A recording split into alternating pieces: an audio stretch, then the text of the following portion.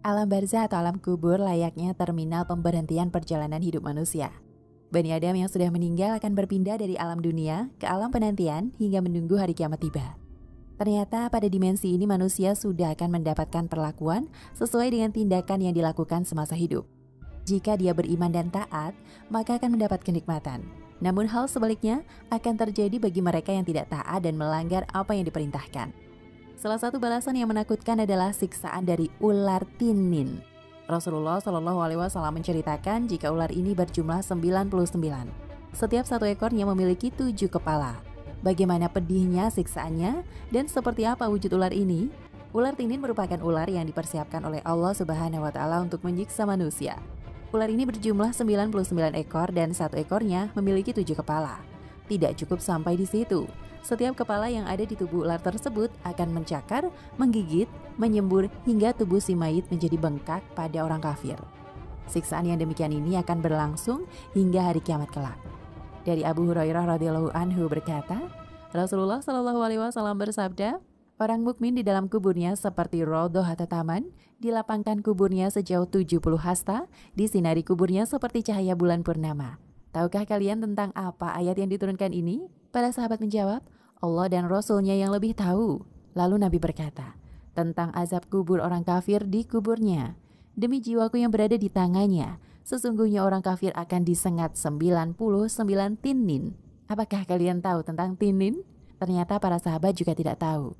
Lalu Nabi melanjutkan sabdanya, itu adalah 99 ular. Setiap satu ular memiliki 7 kepala. Setiap kepala meniup-niup pada orang kafir itu yang ada di kubur itu, lalu menyengatnya dan merobek-robeknya sampai hari kiamat. Hadis Hasan, hadis riwayat Ibnu Hibban, Abu Ya'la dan lain-lain, disahihkan oleh Al-Baihaqi, dihasankan oleh Al-Arnaud, Husain Sulaim Asad dan lain-lain.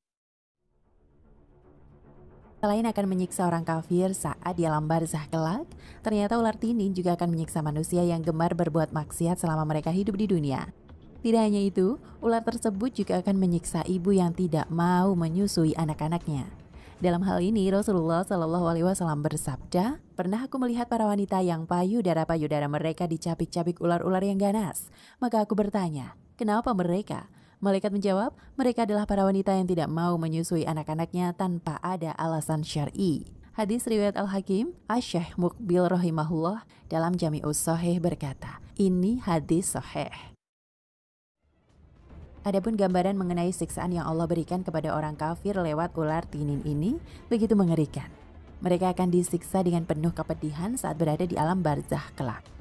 Hal tersebut telah dijelaskan dalam sebuah hadis. Aisyah radhiyallahu anha berkata, dari Abdullah bin Abi Mulaikah berkata, saya mendengar Aisyah radhiyallahu anha berkata, orang-orang kafir akan disiksa pedih di kuburnya dengan dicabik-cabik oleh ular ganas yang botak. Lalu ular tersebut memakan orang itu dari kepala hingga kakinya, kemudian orang itu kembali ke bentuk sempurna.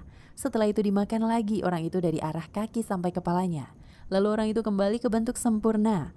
Lalu ular itu memakan lagi orang tersebut dari arah kepala hingga sampai kakinya, begitu seterusnya. Hadis riwayat Ibnu Abi Syaibah 34749. Sujaul Akro, ular teman dalam kubur.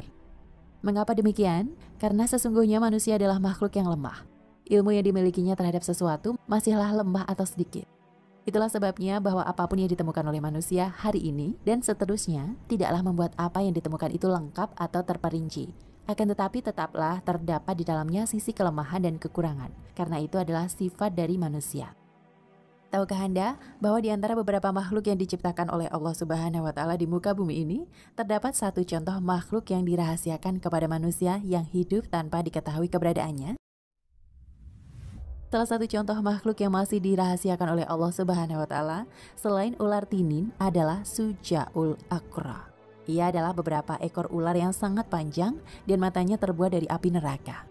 Sujaul Akra dikenal sebagai ular penyiksa. Ia diciptakan memang untuk menyiksa manusia yang durhaka dalam kubur.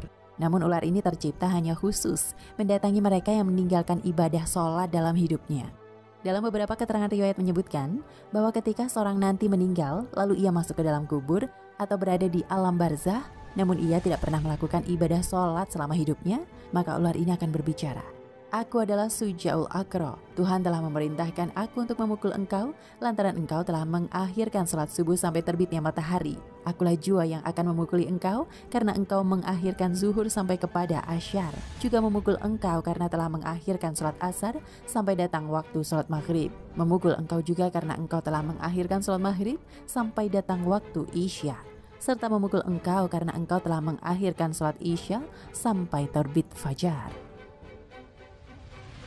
Setelah ular ini berbicara kepada umat manusia yang meninggalkan sholat di atas, maka ular ini akan memukul manusia tersebut satu pukulan hingga ruh mayit tersiksa tadi turun ke bumi sedalam 70 zira, kurang lebih 70 meter. Dan siksaan itu tidak akan berhenti sampai datang hari kiamat.